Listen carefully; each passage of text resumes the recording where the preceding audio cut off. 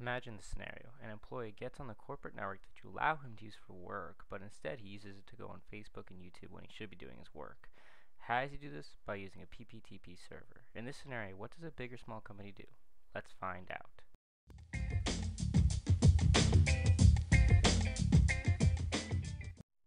Microsoft created PPTP in 1995 when it released Windows 95, and it became extremely popular because of the amount of devices that they had it installed on, from mobile Windows operating systems to desktop operating systems, and all the way up to Windows 7. So it's backwards compatible, which is nice, but the fact that it has so many vulnerabilities is a reason why I would recommend not to use it, at least for big companies. As you can see, it's this very simple diagram of how point-to-point tunneling protocol works from each layer, either from the client side or the server side.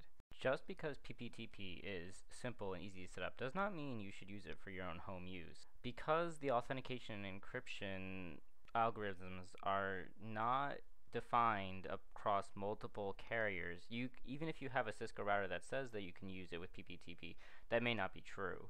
So I recommend not using PPTP for home use, especially if security is important.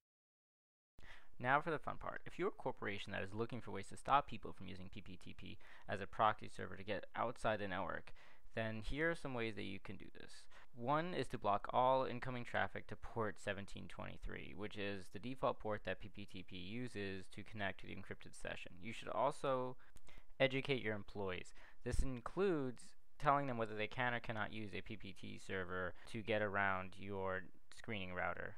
I have also put in this network diagram that I made in order to show you what it would look like if someone that was supposed to use the network was to connect to the internal network, just to give you a general overview. This is a simple diagram to show you what PPTP would look like if you're monitoring your network with Wireshark. As you can see in the generic routing and encapsulation tab, you can see the PPP, which PPTP uses as sessions to connect to and from the server and client. Really, the PP is the bread and butter of the PPT service because it's making the connection in the background and doing all the heavy lifting.